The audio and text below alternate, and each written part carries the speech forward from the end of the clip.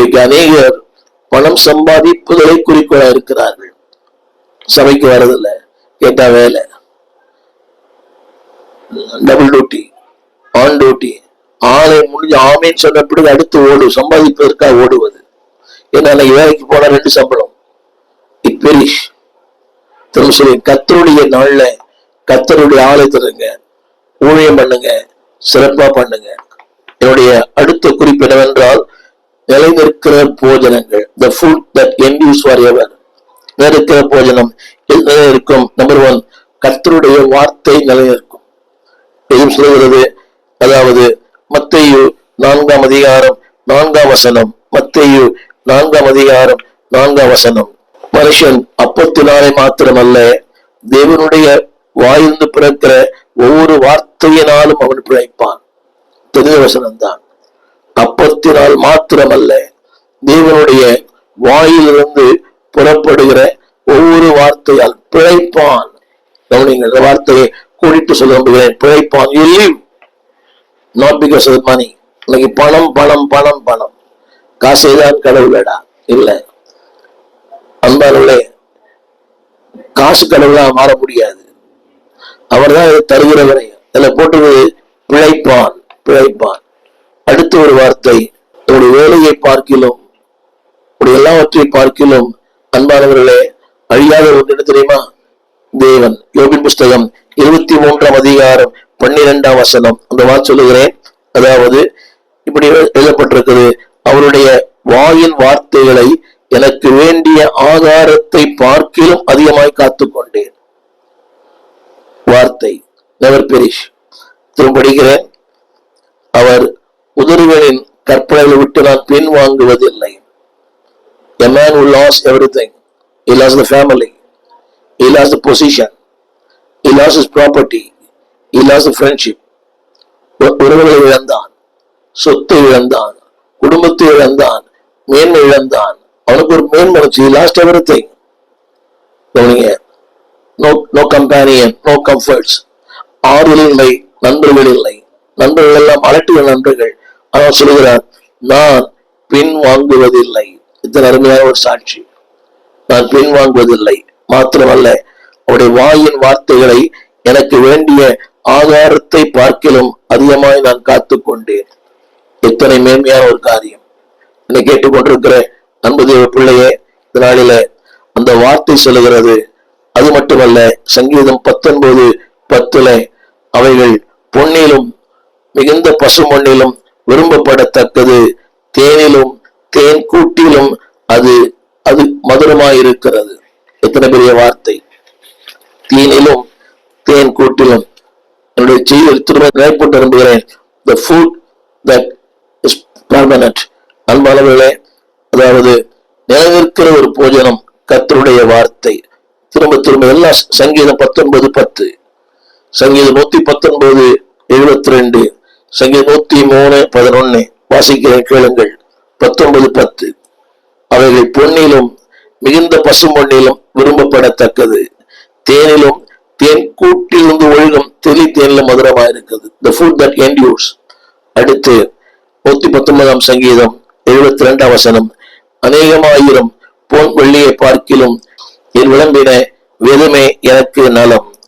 119, 103 உம்முடைய வார்த்தைகள் என் நாவுக்கு இனிமையானவைகள், என் வாய்க்கு தேனிலும் மதுரமாயிருக்கும். 119:11 அன்பார்களே, அந்த வார்த்தை என்ன செய்ய தெரியுமா? உமக்கு விரோதமாய் பாவம் செய்யாதபடி என்னை தடுத்து ஆட்கொள்ளும். என்னை கேட்டுக்கொண்டிருக்கிற அன்பான தேவ பிள்ளையே, இதுதான் நிலைநிற்கிற ஒரு போஜனம். That food that endures. அது மட்டுமல்ல, அந்த வார்த்தை சொல்கிறது, அவரே ஞானம், அவரே வார்த்தையா இருக்கிறார். யோவான் 1:1 அவரே வார்த்தை. என்னை கேட்டுக்கொண்டிருக்கிற அன்பு தேவ பிள்ளைகளே, தொடர்ந்து ஒரே ஒரு காரியங்கள், அதாவது ஒன்று அழிந்து போகிற போஜனத்துக்காக உழைப்பது, இன்னொன்று அழியாத போஜனத்துக்காக உழைப்பது. தொடர்ந்து கர்த்தருடைய வார்த்தையின் மேன்மையை குறித்து தொடர்ந்து திரும்ப நமக்கு போதிக்கிறது. எரேமியா 15:16 உம்முடைய வார்த்தைகள் கிடைத்தவுடனே அதை உட்கொண்டேன், அது எனக்கு சந்தோஷமும் என் இதயத்துக்கு மகிழ்ச்சியமா இருக்கிறது. சேனைகளின் கர்த்தாவே, உம்முடைய நாமம் எனக்கு தரிப்பிக்கப்பட்டிருக்கிறது. the food that endures. சொல்லப்படுறது என் இதயத்திற்கு மகிழ்ச்சி, சந்தோஷம். அது மட்டுமல்ல அன்பான தெய்வ பிள்ளைகளே, அந்த வசனம் சொல்லுகிறது 1 பேதுரு 1:25. அது என்ன செய்யுமா? அந்த வசனம் நிலைத்திருக்கும். கவனிக்க வேண்டும். ஒன்று அழிந்து போகும், இன்னொன்று நிலைத்திருக்கும். அது மட்டுமல்ல, வார்த்தை யோவான் 1:14. அந்த வார்த்தை என்ன செய்ய தெரியுமா? உங்களுக்கு கிருபைகளையும் சத்தியத்தையும் மகிமையும் உங்களுக்கு நிச்சயமா வாழ்க்கையிலே தரும். எனவேதான் திருமறை சொல்லுகிறது, ஆண்டவர் சொன்ன வார்த்தை 6:35 யோவான்ல, நானே ஜீவாப்பம், என்னிடத்தில் வருகிறவன் ஒரு காலம் பசியடையான், என்னிடத்தில் விசுவாசமாக இருக்கிறவன் ஒரு காலம் தாகமடையான். அன்பானவர்களே, அது ஜனங்கள் ஏற்றுக்கொள்ளவில்லை. நானே ஜீவாப்பம் என்று சொல்லி அந்த சோர்ஸ் ஃபார் எவ்ரிதிங், எல்லாவற்றுக்கும் நானே ஆதாரம், நானே கரு. ஆனால் அவர்கள் அன்றைக்கு யோவான் 6:41 அவர் இப்படி சொன்னது நிமித்தம் இவர்கள் அவரை குறித்து முறுமுறுத்தார்கள். நீ கேட்டுக்கொண்டிருக்கிற அன்பு தேவ பிள்ளையே, உன் வாழ்க்கையை எதற்கு முதலிடம் கொடுக்கிறாய்? அழிந்து போகிற ஆதாரம், அழியாத வார்த்தை. அந்த அழியாத வார்த்தைக்கு என்ன செய்ய வேண்டும் என்பதை நான் சொல்ல விரும்புகிறேன். யோவான் 6:28. நீங்கள் செய்ய வேண்டிய ஒரு காரியங்கள், அன்பானுடைய தேவனுக்கேற்ற கிரியைகளை செய்யுங்கள். That the labor you have to do it. நீங்கள் செய்ய வேண்டிய உழைப்பு என்னவென்றால் தேவனுக்கு ஏற்ற கிரியை. ஒரு சின்ன கேள்வி, இது தேவனுக்கு பிரியமா? தேவனுக்கு ஏற்புடையதா? அந்த வசனம் சொல்கிறது, தேவனுக்கு ஏற்ற கிரியைகளை தொடர்ந்து the labor for the eternal food, நித்தியத்திற்கான, அதாவது நிரந்தர முதலீடு என்னவென்றால், நம்பர் 1 தேவனுக்கு ஏற்ற கிரியைகள். யோவான் 6:29 அவரை விசுவாசிப்பது. எந்த சூழ்நிலைகளிலும், எல்லா காலங்களிலும், எல்லா சம்பவங்களிலும். அது மட்டுமல்ல, யோவான் 6:40 அவர் சொல்லுகிறார், அவன் நித்திய ஜீவனை அடைவான், கடைசி நாளில் நான் அவனை எழுப்புவேன். என்னை கேட்டுக்கொண்டிருக்கிற அன்பு தேவ பிள்ளையே, லேபர் ஃபார் காட், கிரியை செய்யுங்க, வார்த்தையை நம்புங்க, வார்த்தைக்காக நில்லுங்க. வேதம் சொல்லுகிறது, அன்பானவர்களே, நான் அவரை எழுப்புவேன், வார்த்தையை எழுப்பும். அவர் திருமறை இன்னொன்று சொல்கிறது 6:26, அது முதல் அவருடைய சீஷர்கள் அவரோடு கூட நடவாமல் பின்வாங்கி போனார்கள். ஏனால் அழிந்து போகிற ஒன்றை அவர் விரும்பினார்கள். இது அழியாத ஒன்று. இன்னைக்கு கூட திருச்சபையை பாருங்களேன், ஒரு 100 பேர் யாரும் சொல்லுகிறாங்க, அதுல 100 பேர் திருச்சபைக்கு வராங்களா என்பது கேள்வி. காரணம் என்னவென்றால் அவரோடு கூட நடவாமல், அது கடினம். அவருடைய வார்த்தைகள். என்னை கேட்டுக்கொண்ட அமுதிய பிள்ளையே, உன் வாழ்க்கையில் எதற்கு அதிக முக்கியத்துவம் கொடுக்கிறாய்? பணம், அதோட வார்த்தை. ஆலயம், அதை விட்டு அவங்களுடைய சாப்பாடு. வேதம் சொல்லுகிறது, அவர்கள் பின்வாங்கி போனார்கள். அந்த வார்த்தை என்ன செய்யும் என்று சொன்னால், அன்பானவர்களே, யோவான் 12:2 ஆரம்பத்தில் சொன்னேன், அது உங்களை மகிமைப்படுத்தும். மாத்திரமல்ல, அடுத்த வார்த்தை மகிமைப்படுத்த மட்டுமல்ல, பிலிப்பியர் 3:15 உங்களை தீர்வினவனாய் மாற்றும். Labour for the eternal food, உங்களை தீர்வினவனாய் மாற்றும். அது மட்டுமல்ல, அடுத்த வாசல்கிறது, தேவன் அந்த பூஜனத்திற்காக உழைப்பீரானால் காரியங்களை தேவன் வெளிப்படுத்துவார். திரையில் பாருங்கள், அவர் வெளிப்படுத்துவார். அது மட்டுமல்ல, அந்த வார்த்தை என்ன செய்யும்? ஜாக்கிரதையை தரும், விசுவாசத்தை தரும், தைரியத்தை தரும், அதோட ஞானத்தையும் தரும். 2 பேதுரு 1:5. எனவே முடிவாய் நான் சொல்ல விரும்புகிற வார்த்தை, இவைகள் பெருகினால், அந்த தேவனுக்கு கிரியை செய்கிற அந்த கிரியைகள் பெருகினால், வேதம் சொல்லுகிறது, நீங்கள் கர்த்தராகிய இயேசு கிறிஸ்துவின் அறிவிலே வீணரும் கனியற்றுமாய் இருப்பீர்கள். மாத்திரமல்ல, அன்பு தேவ பிள்ளைகளே, அவர் சொல்கிற கடைசி வார்த்தை, இடத்துல வாருங்கள், அழிந்து போகிற போதத்திற்காக அல்ல, அழியாத நித்திய ஜீவனுக்காக வாருங்கள். அவர் சொல்கிற வார்த்தை, வாருங்கள், சாப்பிடுங்கள், அடுத்து கொள்ளுங்கள். 3 வார்த்தை சொல்கிறார். ஏசாயா 55:1 வாருங்கள், என்னண்டை வாருங்கள். 2வது வாங்கி சாப்பிடுங்கள். 3வது அதை கொள்ளுங்கள். அவர் கொடுப்பதெல்லாம் சிறப்பானது, அதாவது திராட்சை ரசம், பால். எனக்கு அன்பான தேவ பிள்ளைகளே, மாத்திரமல்ல, அந்த நித்தியத்திற்காக உழைக்கும் போது உங்களை ஜனக்கூட்டங்களுக்கு சாட்சியாகவும் தலைவராகவும் அதிபதியாக கதை ஏற்படுத்துவார். Work for God. உங்களுடைய உழைப்பு ஆண்டவருக்கா இருக்கட்டும். இப்படி செய்யும் போது உங்களை அதிபதியாய், உங்களை சாட்சியாய், எல்லாவற்றுக்கும் மேலாக அன்பான தேவ பிள்ளைகளே, வேதம் சொல்வது போல அவர் சொன்ன ஒரு கடைசி வார்த்தை, உங்களை ஜனக்கூட்டங்களுக்கு சாட்சியாக, ஜனங்களுக்கு தலைவராக, ஜனங்களுக்கு அதிபதியாக ஏற்படுத்துவார். நம்பினால் ஆமேன் சொல்லுங்கள். உங்களுடைய வாழ்க்கையில நடக்கும். when you work for the eternal food, ரெண்டு காரியம் சொன்னேன். அழிந்து போகிற போஜனம், நிலைக்கிற போஜனம். அந்த நிலைக்கிற போஜனத்துக்காக நீங்கள் கிரியை செய்தால் கடைசி சொற்றொடர், ஆண்டவர் உங்களை எப்படி ஆக்குவார்? 55:2 சொல்லப்பட்டிருக்கிறது, உங்களை சிறப்பாய். அது மட்டுமல்ல, you will make everlasting covenant with you, உங்களோடு கூட ஒரு மேலான ஒன்றை அவர் உடன்படிக்கை செய்வார். தலைவராக மாற்றுவார், அதிபதியாய் மாற்றுவார், சாட்சியாய் மாற்றுவார்.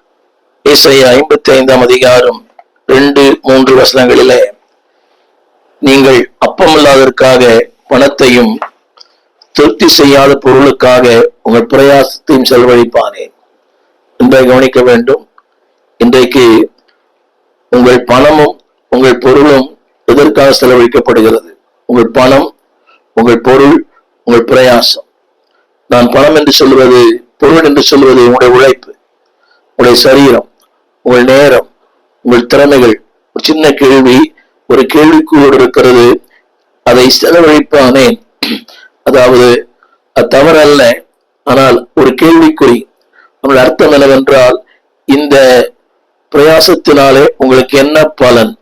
அடுத்த வார்த்தை சொல்கிறது, நீங்கள் எனக்கு கவனமாய் செவி கொடுத்தால்.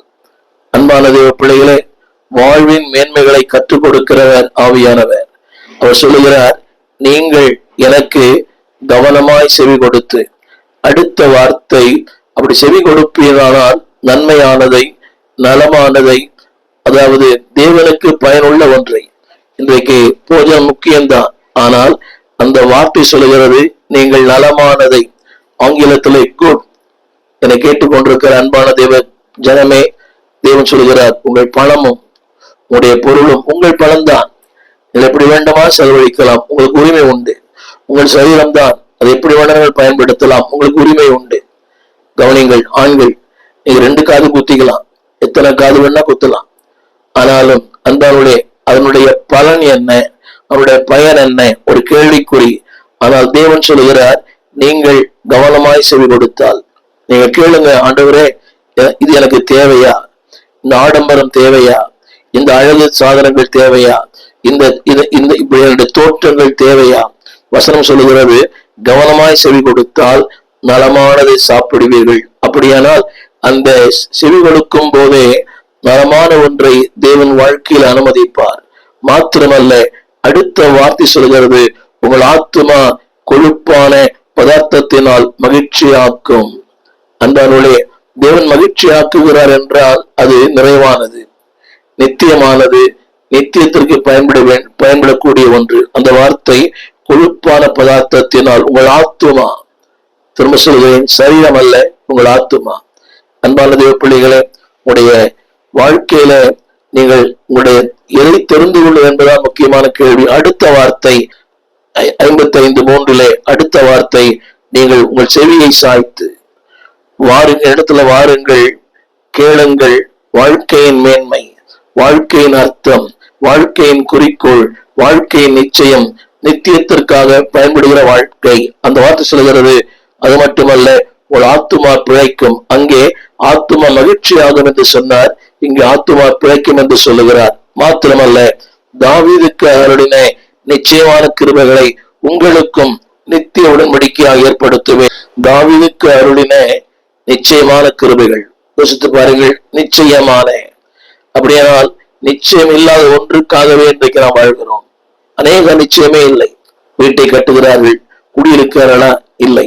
வாகனங்களை வாங்குகிறார்கள், அதை பயன்படுத்துகிறாரா? இல்லை. அப்படியானால் தேவன் தருகிற ஒன்று நிச்சயமானது, நிரந்தரமானது, நீடித்த ஒன்று. அது மட்டுமல்ல, நிச்சயமான கிருபைகள். அடுத்த வார்த்தை சொல்கிறது, உங்களுக்கு பர்சனலி, உங்களுக்கு. இட் இஸ் நாட் கலெக்டிவ், உங்களுக்கு. அடுத்த வார்த்தை, நித்திய உடன்படிக்கையாக ஏற்படுத்துவேன். அந்த உடன்படிக்கை என்ற வார்த்தை is a permanent. Contract is different and covenant is different. உடன்படிக்கை, அதாவது நித்திய வரைக்கும். இன்றைக்கு திருமணம் என்பது ஒரு கான்ட்ராக்ட் அல்ல. திருமணம் என்பது இஸ் கவனன்ட். அன்பார்களே, கான்ட்ராக்ட் மனிதனுக்கும் மனிதனுக்கும், கவனன்ட் மனிதனுக்கும் தேவனுக்கும். தேவன் சொல்லுகிறார், நித்திய உடன்படிக்கையாக அதை ஏற்படுத்துவேன். நாளிலே என்னை கேட்டுக்கொண்டிருக்கிற அன்பு தேவ பிள்ளையே, திரும்ப திரும்ப இந்த வார்த்தையை ஆவியாக பயன்படுத்துகிறார். அழிந்து போகிற போஜனத்திற்காக அல்ல, அழியாத நித்திய ஜீவன் வரைக்கும். இன்றைக்கு ஒரு 5 குறிப்புகளை உங்களோடு பகிர்ந்து கொள்ள விரும்புகிறேன்.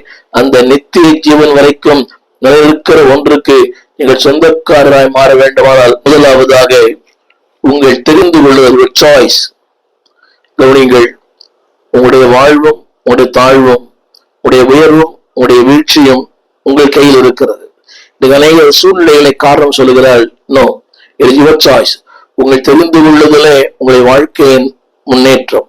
இன்றைய தெரிந்து கொள்ளுதல் நாளை ஆசீர்வாதம். இன்றைக்கு அநேகர் ராங் சாய்ஸ், ராங் லைஃப். தவறான தெரிந்து கொள்ளுதல், தவறான வாழ்க்கை, தவறான தெரிந்து கொள்ளுதல் எல்லாமே. அதாவது அந்த தெரிந்து கொள்ளுதல் சரியில்லை என்றால் ஒரு வாழ்க்கையே சரி இருக்காது. திருமணமா இருக்கலாம், ஒரு ஊழியமா இருக்கலாம், ஒரு தொழிலா இருக்கலாம். இது இஸ் யுவர் சாய்ஸ். இதுல தேவன் தலையிட்டு தடுத்து இருக்கலாம். ஆனாலும் அந்த உங்களுக்கு அந்த உரிமை கொடுத்திருக்கிறார். தீர்மானிக்கும் உரிமை உங்களை பொறுத்து. Your choice. அதாவது இது டெம்பரரி ஆர் பர்மனன்ட். இரண்டாவது செய்திக்குள்ளே இரண்டாவது சொல்லுகிறேன். அன்பார்களே, நீங்கள் செய்கிற ஒன்று அழிந்து போகிற ஒன்றா, அழியாத ஒன்றா? Is it perish or lost? அது நீங்கள் செய்கிற ஒன்றுக்கு நீர் யோசிங்களேன், இது நிலைநிற்குமா இல்லையில் அழிந்து போகுமா? அது எது வேண்டவா இருக்கலாம்.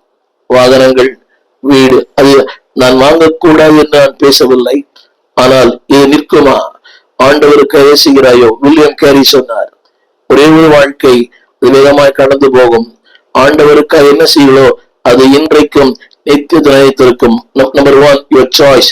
நம்பர் 2 அன்பார்களே, யுவர் லைஃப். உங்களுடைய வாழ்க்கை எதற்காக நீங்கள் பயன்படுத்துறீங்க? மூன்றாவது யுவர் ஒர்க். உங்கள் கிரியைகள் எதை மையமாய் கொண்டது? உங்கள் கிரியைகள், யுவர் சாய்ஸ். இரண்டாவது யுவர் லைஃப், இரண்டாவது யுவர் ஒர்க். உங்களுடைய கிரியைகள் உங்களுடைய எது வேண்டுமா இருக்கலாம். உலக பிரகாரமான தொழிலா இருக்கலாம், எது வேண்டுமா இருக்கலாம். Your work is lost or perish. நான்காவதாக உங்களுடைய உத்தியோகம். சொன்னேன், your work is not your the job. அதாவது உங்களுடைய கிரியைகள். நான்காவதாக உங்களுடைய அந்த தொழில் நித்தியத்திற்காக பயன்படுகிறதா? கேள்விக்குறியா இருக்கலாம். செய்தியை நான் பின்னாலே சொல்லுகிறேன். நீங்கள் செய்கிற ஒவ்வொன்றுமே, ஒரு ஆலயத்திலே பணி செய்கிறீர்கள், நித்தியத்துக்கு பயன்படும். ஒரு ஆலய கட்டுமான பணி நித்தியத்திற்கு பயன்படும். ஒரு ஆலயத்துல ஒரு வேலை, அது ஒரு எலக்ட்ரிக்கலா இருக்கலாம், பிளம்பிங்கா இருக்கலாம், ஒரு கார்பெண்டிங் ஒர்க்கா இருக்கலாம், டிசைனிங்கா இருக்கலாம், ஒரு வீடியோ ஆடியோவா இருக்கலாம். That is works for eternity.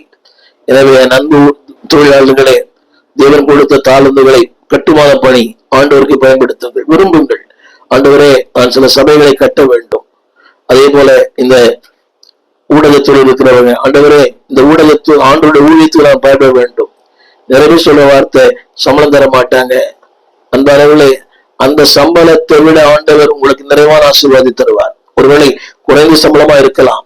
அதற்காக நான் அவளுக்காக பரிந்து பேசவில்லை. ஆனால் ஆண்டவர் கொடுக்கிற அந்த நிறைவு, ஒருவேளை அவர்கள் குறைந்த சம்பளத்தை தரலாம்.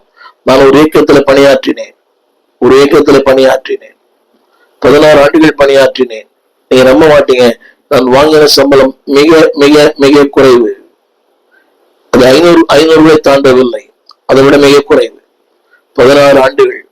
ஆனால் எனக்கு ஒன்று தெரியும், அன்றைக்கு நான் செய்த அந்த வேலையின் பலனை இன்றைக்கு அனுபவிக்கிறேன். நேரம் இல்லை. காலை 9 மணி முதல் இரவு 8 கூட ஆகும், 7 கூட ஆகும். 10 to 5 அந்த ஒர்க்கு கிடையாது. அதுல சில அதாவது 6 நாள் வேலை.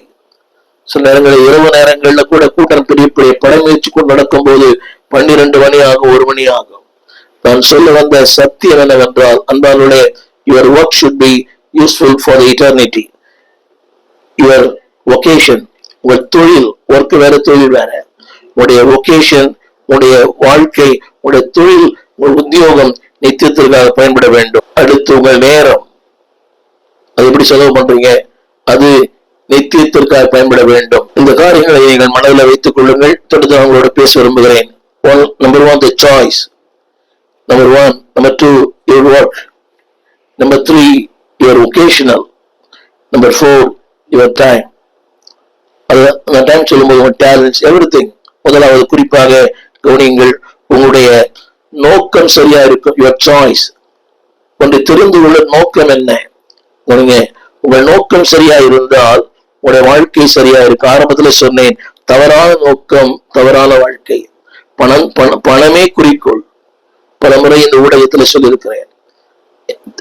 பாதங்களை பெற்ற அன்பான தொழிலாளர் நண்பர்களே, உங்களை பல தொழிலை கற்றுக் கொடுத்திருக்கிறார். பல தொழில் செய்றீங்க, உலகத்துல செய்யுங்க, அது உங்க பேக்கெட் நிரம்பும்.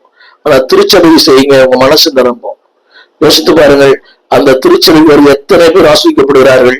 அந்த ஆசீர்வாதத்தின் பங்கு உங்களை சாரும். ஒருவேளை நீங்க இன்டீரியர் டெக்கரேட்டரா இருக்கலாம், ஒரு ஆடியோ வீடியோ, அதாவிட்டால் ஒரு கார்பெண்டர், ஏதோ ஒரு தொழில் பண்ணலாம். ஒரு இந்த துறையில் இருக்கலாம், மின்சாரத்துறையிலே அது எலக்ட்ரிஷியனா இருக்கலாம், பிளம்பரா இருக்கலாம், கார்பெண்டரா இருக்கலாம். அதை நீங்க செய்யும் போது உங்கள் கைத்தொழில் பேசப்படும். அந்த இடத்தை அலங்கரிக்கிறீங்களே, அந்த அலங்காரத்தினுடைய ஆசீர்வாதம் உங்களை சாரும். அந்த இடத்துக்கு அழகுபடுத்துறீங்களே, கட்டிடத்தினாலும் கதவுகளினாலும் மின்சாரத்தினாலும் அந்த ஒளி விளக்குகள் உங்களை அழகுபடுத்தும். இது உண்மை உண்மை உண்மை. சோ என்னுடைய செய்தி என்னவென்றால், உங்கள் நோக்கம் தவறா இருந்தால் உடைய வாழ்க்கையை தவறா இருக்கும். பணம் தான் நோக்கமா இருந்தால் அன்பானவர்களே, ரொம்ப அதாவது இதெல்லாம் டெம்பரரி அல்ல. ஒரு பக்தி இது வெரி டெம்பரரி, தற்காலிகமானது மட்டுமல்ல, ரொம்ப ரொம்ப தற்காலிகமானது. எனவே அதற்காக பயன்படாத ஒன்றுக்காக உங்கள் வாழ்க்கை முழுவதுமே நீங்கள் வீணாக்க வேண்டியதில்லை. அது பயன்படவில்லை. நீங்க அந்த போஜனம் நல்லது, பிள்ளைகளை வளர்க்க வேண்டும், படிக்க வைக்க வேண்டும், தேவை இருக்கிறது, வாடகை செலுத்த வேண்டும், எல்லாம் உண்மை உண்மை உண்மை. அதை விட மேலானது, அவருடைய வீட்டை கட்டி பாருங்க, அவருக்காக வேலை செஞ்சு பாருங்க, வாழ்க்கை ரொம்ப சூப்பரா இருக்கும். ஒரு சாட்சி, எங்களுடைய இந்த சின்ன அலுவலகத்துல பலர் பணியாற்றினார்கள், பணியாற்றி இருக்கிறார்கள். பெரிய ஊதியம் எல்லாம் ஒண்ணுமே கிடையாது, பெரிய ஊதியம் ஒன்றும் கிடையாது. மிக படித்தவர்கள், பல இன்ஜினியர் படித்தவர்கள், மிகப்பெரிய படித்தவர்கள். இன்றைக்கு அந்த அவர்கள் வேலை செய்ததனால் உண்டான பலனை இன்றைக்கு அனுபவிக்கிறாங்க. சொல்ல போனால் ஆலயத்துல வேலை சின்ன சின்ன வாலிப பிள்ளைகள் இன்றைக்கு உலகத்தின் பல நாடுகளில் பணியாற்றுகிறார்கள். அமெரிக்காவிலே, ஆஸ்திரேலியாவிலே, இன்னும் பல நாடுகளிலே ஆலயத்துல செய்த அந்த வேலைக்கு கர்த்தர் இன்றைக்கு அதாவது மிகுந்த பலனை கொடுத்திருக்கிறார். எனவேதான் திருமறை சொல்லுகிறது, உங்கள் மிகுந்த பலனுக்கு ஏதுவான தைரியத்தை, அந்த மிகுந்த பலனுக்கு ஏதுவானதை தேவன் உங்களுக்கு தருவார். எனவேதான் நான் சொல்ல விரும்புகிறேன், உங்கள் வாழ்வில் எதற்காக அதிக நேரத்தை செலுத்துகளோ அது உங்களை ஏமாற்றி விடுகிறது. உங்கள் வாழ்க்கையை எதற்கு அதிகமா நேரம் செலவு பண்றீங்க? உலகத்துக்காக, நண்பர்களுக்காக, உறவுகளுக்காக. ஆனா கடைசியில் மிஞ்சுதல் ஏமாற்றி தெரியுமா? எவ்வளவு பாடுபட்டீங்க, அவளுக்காக பணத்தை செலவழித்தீங்க, உழைப்பை செலவழிச்சீங்க, உங்க நேரத்தை செலவழிச்சீங்க, எல்லாம் செலவழிச்சீங்க. ஆனா ஒன்றுமில்லை. அது உங்கள் வாழ்க்கையில காயங்களை ஏற்படுத்தும். காயங்கள் மட்டுமல்ல, உங்க வாழ்க்கையில ஒரு மன அழுத்தத்தை ஏற்படுத்தும். அப்படி செஞ்சனே, எனக்கு இப்படி பண்ணிட்டாங்களே, அப்படிலாம் பாடுபட்டேனே, என்னை இப்படி ஆக்கிட்டாங்களே, அது உங்களுக்கு மன அழுத்தத்தையும் மன உளைச்சலையும் தரும். ஆனால் ஆண்டவருக்கா செய்யும் போது அன்பானவர்களே, அது மன உளைச்சல் அல்ல, மன அமைதி. அது மனப்போராட்டம் அல்ல, அன்பான மன நிறைவு. இதனாலே என்னை கேட்டுக்கொண்டிருக்கிற அன்பான தேவ ஜனங்களே, நிலைநிற்காத ஒன்றுக்காக ஏன் உங்க வாழ்க்கையை வீணாக்கி கொண்டிருக்கிறீங்க? பிள்ளைகளை வளருங்கள், ஆளாக்குங்கள், அவளை உயர்நிலைக்கு கொண்டு வாங்க. ஆனால் அதுல உங்களுக்கு பலன் கிடைக்காத போது மன அழுத்தம், மன உளைச்சல். இன்றைக்கு எத்தனையோ முதியோர்கள் மன உளைச்சல் இருக்கிறார்கள். படிக்க வச்சையா, என்னை கவனிக்கல, என்னுடைய வீடெல்லாம் வித்தேன் உன்னுடைய படிப்புக்காக, இன்னைக்கு என்னை ஆதரிக்க யாரும் இல்லை. இத்தனை தாய் தகப்பன்மார்கள் இன்றைக்கு முதியோர் இல்லத்தில். யோசித்து பாருங்கள். அன்னைக்கு ஒரு சொல்லுகிறார், என் மகனை அடிக்கிறான், நல்ல ஒரு ஊழியர் அவன், ஓடி ஓடி ஓடி ஓடியும் செய்கிறவர், ஆத்துமாக்களுக்காக மிகுந்த பாரப்படுகிறவர், 6 மாடி இருந்தா கூட ஏறி அந்த ஆளுக்கு சுவிசேஷம் சொல்லுகிறவர், வீதியிலே பார்க்கிற ஒருவரை விட்டு விட்டு விட்டு வைப்பதில்லை. ஆனால் சொல்கிறார், இன்றைக்கு பாடுபடுகிறார். கவனியுங்கள். இப்படி கேட்கலாம், ஆண்டவருக்காக பாடுபட்டவர். நான் சொல்ற இந்த கருத்து இதுக்கு மத்தியில் மனநிறைவோடு இருக்கிறார். திரும்ப சொல்லுகிறேன், அன்பானவர்களே, உங்கள் வாழ்வில் நிலையிருக்காத ஒன்று, பயனில்லாத ஒன்று, உங்களுக்கு நன்மை செய்யாத ஒன்று, உங்களுக்கு அமைதி தராத ஒன்று, பிற்காலத்தில் உங்களை வாழ வைக்காத ஒன்று, அதற்காக ஏன் உங்கள் நேரத்தையும் உங்கள் சமயத்தையும் நீங்கள் வீணடிக்கிறீர்கள்? அது உங்களை ஒன்றுமில்லாமல் ஆக்கிவிடும். ஆனால் ஆண்டவர் சின்ன காரியங்கள் மனநிறைவோடு பணி செய்வேன். அந்த சின்ன ஊழியம் 5 அப்பங்களை கொடுத்த அந்த சிறு பையன் இன்றைக்கு பேசப்படுகிறான். அந்த ராகா வேசி ஒரு நாள் தன் வீடு ஏற்றுக்கொண்டால் பேசப்படுகிறார். ஆண்டவர் சொன்னார், ஒரு கரசம் தண்ணீர் கொடுக்கிறவன். இது அற்பமானது, ஆனால் அந்த தண்ணீர் கொடுக்கிறவனையே கர்த்தர் எழுதி வைத்திருக்கிறார். நெகேமியா புஸ்தகத்தில் 5ஆம் அதிகாரத்துல உத்திரம் பாவினவர்கள், பூட்டுகளை பூட்டினவர்கள், அதாவது உத்திரம் பாவினவர்கள், அங்கே சுண்ணாம்பு அடிச்சவங்க, கார்பெண்டர், பிளம்பர், எல்லார் பேரும் எழுதி வைத்திருக்கிறது நெகேமியா 5ஆம் அதிகாரத்துல. யோசித்து பாருங்கள், உங்களை பேர் இடம்பெற வேண்டாமா? அதனால கல்வெட்டில் இடம்பெறுவது முக்கியம் அல்ல, பரலோகத்துல உங்கள் பேர்கள் இடம்பெற வேண்டும். திரும்ப திரும்ப அந்த வார்த்தையை நான் உங்களுக்கு சொல்ல நம்புகிறேன். தேவனுக்காக செலவழிப்பதை விட அதிகமான ஆசீர்வாதங்கள் உலகத்துல ஒன்றுமே இல்லை. தேவனுக்காக செலவழிப்பது your choice. தேவனுக்காக செலவழிக்கிறத ஒன்ற உங்களுடைய வாழ்க்கையில ஒன்றுமில்லை. ஆண்டவர் சொன்னார், 5 அப்பம் 2 மீன், அதுதான் அற்புதத்தின் ஆரம்பம். ஆனால் அவரே சொன்னார், அழிந்து போகிற போஜனங்கள். அங்கே ஒரு வார்த்தை, ஒரு வாசகத்தை ஆண்டவர் சொல்லுகிறார், இவர்கள் அவர் ராஜாவாக்கும்படி விரும்பினார்கள், அன்பினால் அல்ல, போஜனத்திற்காக. அங்கே ஒரு வார்த்தை பயன்படுத்தப்பட்டது, he knows they are hypocrites. அவருடைய இந்த மாய்மாலம், அவருடைய சுயநலத்திற்காகவே ஆண்டவரை நம்புகிற மக்கள் ஏறாடும். ஒரு சின்ன கேள்வி, எந்த நோக்கத்திற்காக நீங்கள் திருச்சபைக்கு போறீங்க? எந்த நோக்கத்திற்காக ஆண்டவரிடத்துல வந்தீங்க? எந்த நோக்கத்திற்காக ஊழியம் பண்றீங்க? ஒரு மோட்டிவேஷன் சரியா இருந்தா உடைய வாழ்க்கை சரியா இருக்கும். இரண்டாவதாக, யுவர் லைஃப், உடைய வாழ்க்கை எப்படிப்பட்டது? பிரபலமா இருக்கலாம், புகழ் இருக்கலாம், வாழ்க்கை இருக்கலாம், பணம் இருக்கலாம், 4 பேருக்கு முன்பாக நீங்கள் பெரிய மனிதர்களாய் நீங்கள் மதிக்கப்படலாம். ஆனால் உடைய வாழ்க்கைக்கு பின்பாக அது நிலைநிற்கிற வாழ்க்கையா, அழிந்து போகிற வாழ்க்கையா? இன்றைக்கு எத்தனையோ பிரபலங்கள் இருக்கிறார்கள், திரைத்துறையில், இந்த ஊடகத்துறையில், அல்லாவிட்டால் விளையாட்டுத் துறையில், அரசியல் அதாவது மிக பிரகாசிக்கிற மக்கள் இருக்கிறார்கள். ஒரு சின்ன கேள்வி, or the life is perish or everlasting. அந்த வாழ்க்கை அழிந்து போகிற வாழ்க்கையா, நிலைநிற்கிற வாழ்க்கையா? ஒரு மதர் தெரேசா வாழ்க்கை இன்றைக்கும் பேசப்படுகிறது. ஒரு வில்லியம் கேரி இன்றைக்கு பேசப்படுகிறார். ஸ்டேன் கிரஹாம் இன்றைக்கும் பேசப்படுகிறார். நம்முடைய தேசத்துல வாழ்ந்து மறித்த டாக்டர் டிஜிஎஸ் தினகரனா அவர்கள் இன்றைக்கு பேசப்படுகிறார். ஒரு எம்எல் ஜெபசிங் இன்றைக்கும் பேசப்படுகிறார்.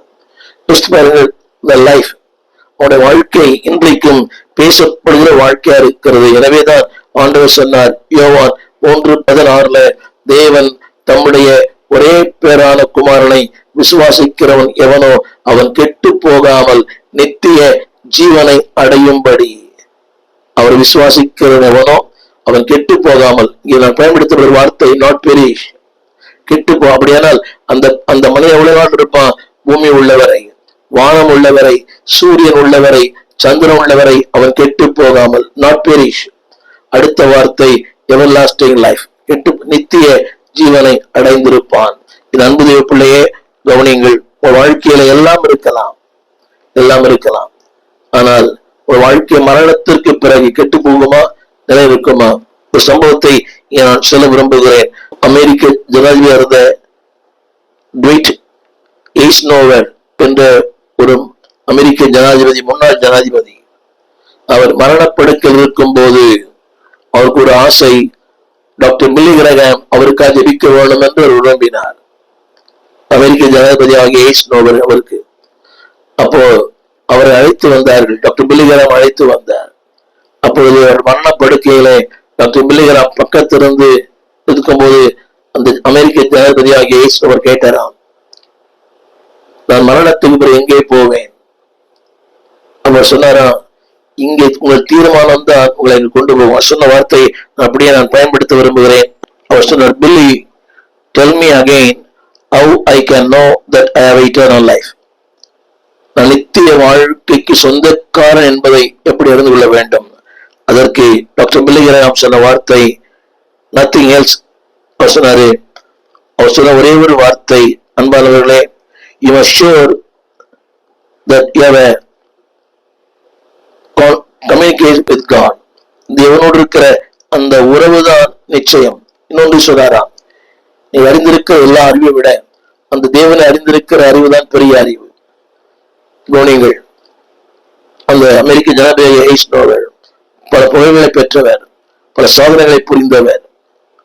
ஆனாலும் அவருக்கு ஒரு சின்ன சந்தேகம், where I will spend my eternity. திரும்ப சொல்லுகிறேன், திரும்ப அந்த வார்த்தை, tell me again how I can know that I have eternal life. அந்த கேள்வியை நிச்சயம் இல்லாத ஒரு கேள்வி. அன்பான தேவ பிள்ளைகளே, தேவனோடு உறவு இருக்குமானால் அது நிச்சயம் இருக்கும். தேவனோடு உறவு இருக்குமானால் அடுத்தவர்களை கேள்வி கேட்க வேண்டிய அவசியமே இல்லை. ஐ நோ, தேவ சொன்னார், நான் என் மீட்பு உயிரோடு இருக்கிறார், அந்நிய கண்கள் அல்ல, என் சொந்த கண்களை காண. எவ்வளவு நிச்சயம் தெரியுமா? நான் சொன்ன அந்த வார்த்தை, the life is not perish. அன்பு தேவ பிள்ளைகளே, உடைய வாழ்க்கை அழிந்து போகிற ஒரு வாழ்க்கையா அல்ல, அழியாத ஒரு வாழ்க்கையாக திரும்ப திரும்ப அந்த வார்த்தையை ஆவியானவர் சொல்லுகிறார். ஆவியானவர் அழிந்து போகிற ஒன்றுக்காக அல்ல. அந்த 6:27 ஒரு வார்த்தை இருக்கிறது, பிதாவாகிய தேவன் முத்திரைத்திருக்கிறார். Your life has been sealed by the Father, the Son. உடைய வாழ்க்கை தேவனால் முத்திரிக்கப்பட்டிருக்கிறது. முதலாவது சொன்ன, your choice is perishable or everlasting. இரண்டாவது, your life is perish or everlasting. மூன்றாவதாக அதிலே ஒரு வார்த்தை, your works. அதுக்கு முன்னே ஒரு வாசகம் ரோமர் 6:23 கிறிஸ்துவோடு வாழும்போது, அந்த நிச்சயத்தோடு வாழும்போது அதே ஒரு வார்த்தை, கிறிஸ்துவினால் உண்டான நித்திய ஜீவன். It is not perish, it is everlasting. மூன்றாவது குறிப்பு, நண்பர்களே, will your works will perish or lost. உடைய கிரியைகள் அழிந்து போகிற கிரியைகளா, அழியாத கிரியைகளா? நிறைய பண்றோம், காலை முதல் இரவு நேரம் வரை ஓடுகிறோம், ஓடிக்கொண்டே இருக்கிறோம். ஆனால் ஒரு கிரியைகள் எப்படிப்பட்டது? இதைத்தான் 1 கொரிந்தியர் 3:12-13-14-15 சொல்லப்பட்டிருக்கிறது. 1 கொரிந்தியர் 3:12, ஒருவன் ஒரு அஸ்திபாரத்தில் அவன் பொன், வெள்ளி, வேறு பெற்ற கல், மரம், புல், வைக்கோல் ஆகியவைகளை கட்டினால். நிறைய பேர் கட்டுறாங்க. 1 கொரிந்தியர் 3:13 ஒரு வார்த்தை இருக்கிறது, அவனுடைய வேலைப்பாடு விளங்கும். இதைத்தான் நான் சொன்னேன், இவர் ஒர்க்ஸ், வேலைப்பாடு.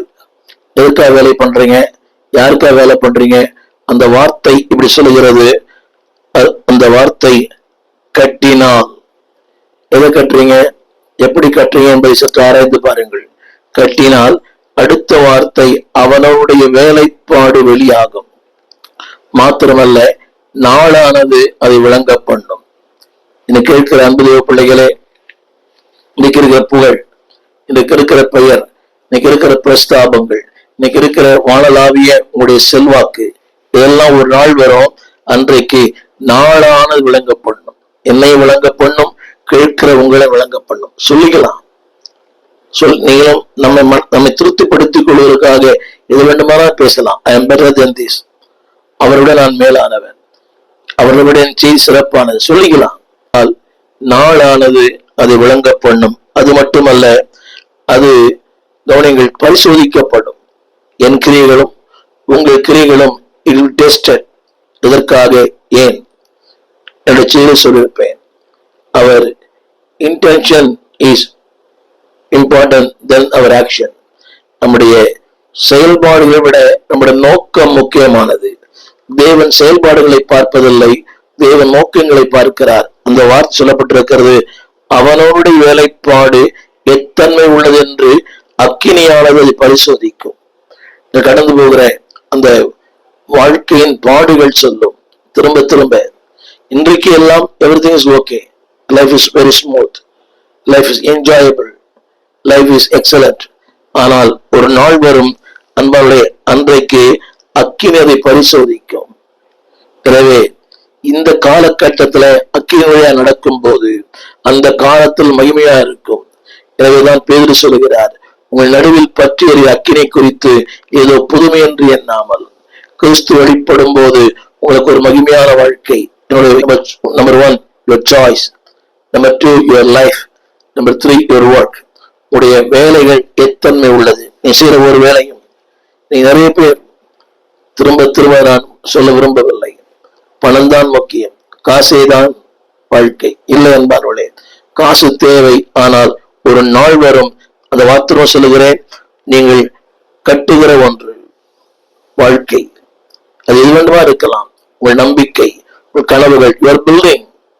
ஆனா அந்த பில்டிங் ஒரு நாள் வரும் அன்பானவர்களே, அது அக்கினியிலே வெளிப்படுத்தப்படும். அது மட்டுமல்ல, 2 கொரிந்தியர் 3:14 அது நிலைத்தால், உங்கள் ஊழியவன் ஊழி நிலைத்தால் 3:14 அதன் கூலி அவன் பெறுவான். 15 அது வெந்து போனால் அவன் நஷ்டம் அடைவான். இங்க நினைக்கிறான் இது லாபம், அது லாபம், அது லாபம், அது லாபம். அவரை ஏமாற்றுவது, இவரை ஏமாற்றுவது, அவரை வஞ்சிப்பது, அவர் பொருளை அபகரிப்பது. புரியுதா உங்களுக்கு? இன்னைக்கு அதான் வருது அதிகமான போலி பத்திரங்கள், நில அபகரிப்பு, தந்தையை போல மகனுக்கு வைத்து போடுவது. நீங்கள் இதெல்லாம் ஒரு நாள் வரும் அவன் நஷ்டம் அடைவான் என்பது அவனுக்கு. இன்னைக்கு அவன் லாபம், இன்றைக்கு அவனுக்கு லாபம், அடுத்த ஏமாற்றி பணம் சம்பாதிப்பது, அடுத்த இடத்தை அபகரிப்பது, இன்றைக்கு அவனுக்கு லாபம். ஒரு நாள் வரும் அவன் நஷ்டம் அடைவான். என்னை கேட்டுக்கொண்டிருக்கிற அன்பான பிள்ளையே, திரும்ப சொல்லுகிறேன், நீங்க கட்டுகிறது வெந்து போகுமா? இல்லை என்றால் அன்பானவர்களே நிலை இருக்குமா? ஒரு சின்ன கேள்வி, your works is perishable or everlasting. 4வதாக, உங்களுடைய வாழ்க்கையின் தொழில் அது எப்படிப்பட்டது? நீங்க என்ன வேணா பண்ணுங்க, என்ன வேணா செய்யுங்க. அதாவது உங்களுடைய you can invest location for the eternity. நித்தியத்திற்காக உங்களுடைய வாழ்க்கைய பணைய வையுங்கள். வேலையா இருக்கலாம், அது எது வேண்டுமா இருக்கலாம். Invest your business for eternity. புரியுகிறேன்? Invest your business for eternity. Invest your potential for eternity. Invest your talents for eternity. கடைசியாக invest your money for eternity. இதெல்லாம் கவனிங்க. உலகத்துல போடலாம், ஒரு நாள் பேங்க்ரப்ட் ஆயிடும், திவால் ஆயிடும். அது தேவன் சொல்லுகிறார், invest your money for eternity. அது என்ன செய்யுமா? பரலோகத்துல பொக்கிஷங்களை சேர்த்து வைக்கும். ஏத்தன் ஆண்டவர் சொல்கிறார், அடிக்கடி சொல்லுகிறார், பரலோகத்துல பொக்கிஷங்களை சேர்த்து வைக்கிறார். ஒரு பணத்தை ஊழியங்களுக்கும் ஊழிய காரியங்களுக்கும் மிஷனரிகளுக்கும் செலவழித்து பாருங்கள், உங்களுடைய வாழ்க்கை மிக சிறப்பாக இருக்கும். முடிவாக invest your time for eternity. Invest your life for eternity. Invest your work for eternity. Invest your money for eternity. Invest your time for eternity. அன்பானவர்களே, உங்கள் நேரங்களை நித்தியத்திற்காக செலவு பண்ணுங்கள். ஜபத்திலே, ஊழியத்திலே, ஆராதனையிலே, தேவனை தொழுது கொள்வதிலே, தேவனுக்கென்று பணிவிடை செய்வதிலே, அன்பான தேவ பிள்ளைகளை உங்கள் ஊழியத்தை செலவழித்து பாருங்கள். 1 கொரிந்தியர் 3 சொல்வது போல உங்களுடைய வாழ்க்கை சிறப்பாயிருக்கும், சீராயிருக்கும், அற்புதமாயிருக்கும், ஆசீர்வாதமாயிருக்கும். அது மட்டுமல்ல, தேவ பிள்ளை உங்கள் நேரங்களை ஊழியத்துல செலவு பண்ணுங்க. வாலிய பிள்ளைகளே, சண்டே ஸ்கூல் எடுங்க, சபையை பெருக்குங்க, ஊழியத்துக்கு போங்க, ஊழியத்துல பங்கு பெறுங்க. Spend your time for eternity. Spend your money for eternity. செல்வந்தர்களே, சீமான்களே, உங்களுடைய பொருட்களை ஊழியத்திற்காக, மிஷனரிகளுக்காக, வட இந்தியாவில வித்தியாசம் தெரியாத கோடிக்கணக்கான மக்கள் வசிக்கிறார்கள், அவர்களுக்காக திருச்சபைக்கு போங்க. But invest your money for eternity. நித்தியத்திற்காக ஒரு பணத்தை செலவு செய்யுங்கள். இது ஒன்று தெரியும், அதுதான் நம்முடைய வாழ்க்கையின் ஆசீர்வாதங்கள். கடைசி முடிவா சொல்லுகிறேன், இன்றைய ரட்சணை நாள், இன்றைய அனுக்கிரக காலம். தேவன் தந்த இந்த நாளை ஆண்டவருக்கு என்று பயன்படுத்துங்கள். நாளை அல்ல, நாளை என்பன் வாழ்க்கை வராமலே போகும். தேவன் தந்த நாள், தேவன் கிருபையா உங்களுக்கு எனக்கு கொடுத்திருக்கிற வாய்ப்பு. இந்த வாய்ப்புகளை பயன்படுத்திக் கொள்ளும். ஆரம்பத்தில் சொன்னேன், your life, your time, where money, where work, everything should be everlasting. அது அழிந்து போகிற ஒன்றாய் அல்ல, அழியாத ஒன்றாய், நிலைநிற்கிற ஒன்றாய் மாற அப்படிப்பட்ட வாழ்க்கை வாழ அர்ப்பணியுங்கள். உங்களுக்கு ஜெபிக்க விரும்புகிறேன், ஜெபிப்போம். வானத்தையும் பூமியும் படைத்த நல்ல ஆண்டவரே, இது அருமையான வேலைக்காக நன்றி. அழிந்து போகிற போஜனத்திற்காக அல்ல, என்றும் நிலைநிற்கிற நித்திய ஜீவனுக்காக வாழ எங்களுக்கு கிருபை பலனை தாரும். அதற்காக கிரியை செய்ய, அதை நேசிக்க, அதை வாஞ்சிக்க, அதை தொடர, அதை பின்பற்ற, பற்றி கொள்ள இரக்கம் செய்யும். இப்படி செய்யும் போது கொடுக்கிற மேன்மைகள் ஏராளம். தலைவனாய், அதிபதியாய், சாட்சியாய் உலகம் அண்ணாந்து பார்க்கிற அளவுக்கு எங்களை உயர்த்துவது ஆண்டவரே. அவனுடைய மேன்மை புரிந்து கொள்ள அநேகமாயிரம் பொன்வெளியை பார்க்கிறோம். கொடுக்கிற ஒன்று பலமின்றி விளையுமின்றி கொடுக்கிற ஒன்று, அதை பெற்றுக்கொள்ள எங்களுக்கு கிருபை தாங்க, ஞானமுள்ள இதயத்தை எங்களுக்கு தாங்க. அப்படியே செய்யும் இயேசுவின் நாமத்தில் நல்ல பிதாவே, ஆமென். அன்பான பிள்ளைகளே, உலகத்துக்காக உழைத்தது போதும், இருக்கிற கொஞ்ச காலங்களிலே ஆண்டவருக்காக உழையுங்கள். God bless you. எங்கள் விலாசம் போதகர் ஸ்டீஃபன் தேவகுமார், திறந்த வாசல் சபை, நம்பர் 65, பரமானந்த தெரு, 7 கிணறு, சென்னை 600001. தொடர்புக்கு 9841839287. மேலும் 04043183330. எங்கள் மின்னஞ்சல் stephenopendor@gmail.com. எங்கள் தேவ செய்திகளை யூடியூப் சேனலில் பார்த்து பயனடையுங்கள். தேவன் உங்களை ஆசீர்வதிப்பாராக.